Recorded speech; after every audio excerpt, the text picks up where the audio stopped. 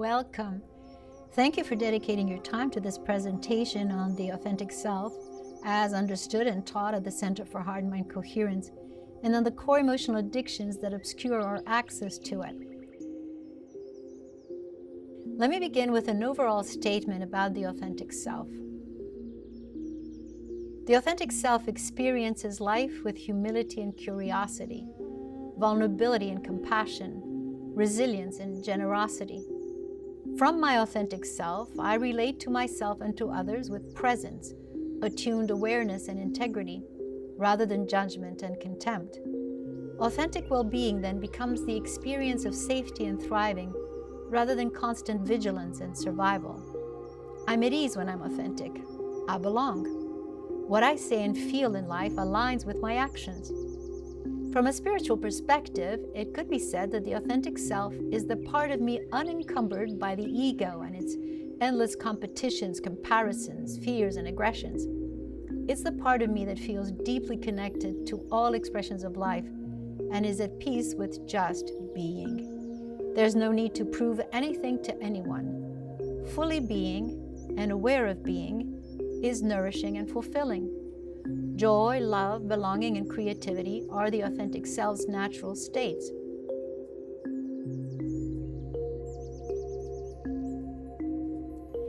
That's a big statement about an experience of self that might seem humanly unattainable. But the authentic self is not a static state, as if once achieved, all is perfect.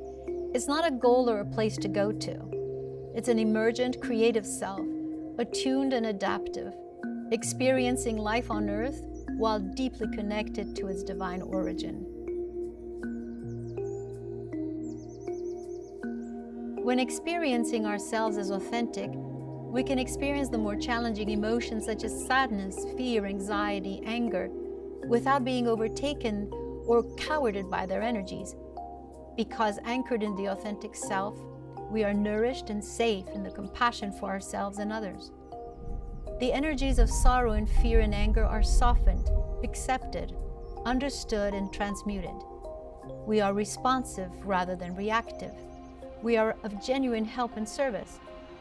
So, what gets in the way of a more constant and fluid experience of the authentic self? Trauma. Trauma, as we know, is no longer defined primarily by the traumatizing event, but by how that event lands in one's nervous system, how it is interpreted by the nervous system. Two soldiers return home having been exposed to the exact same traumatizing event. One exhibits serious PTSD symptoms, and the other, while still wounded, exhibits greater resilience and capacity for fruitful relating.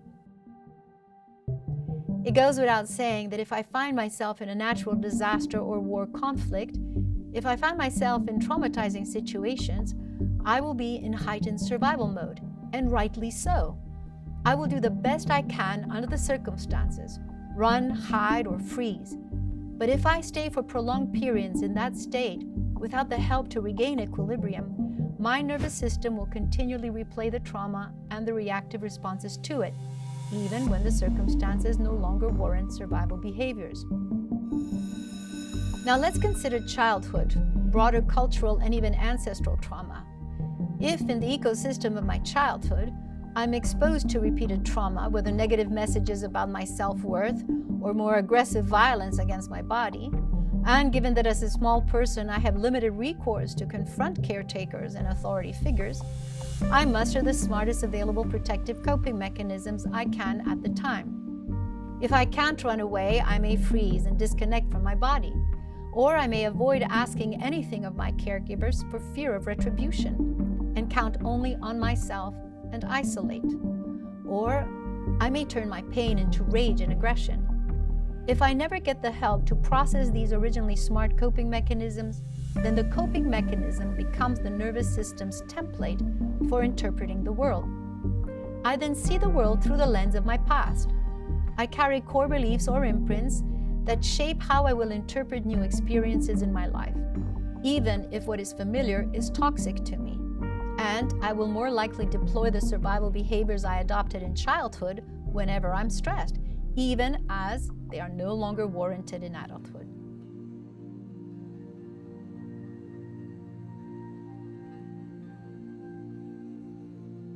For example, if when I was a baby, no one came to my crib when I cried, I may have developed the smart coping mechanism of self-soothing and eventually counting on only myself to take care of myself and not asking for help or expecting it.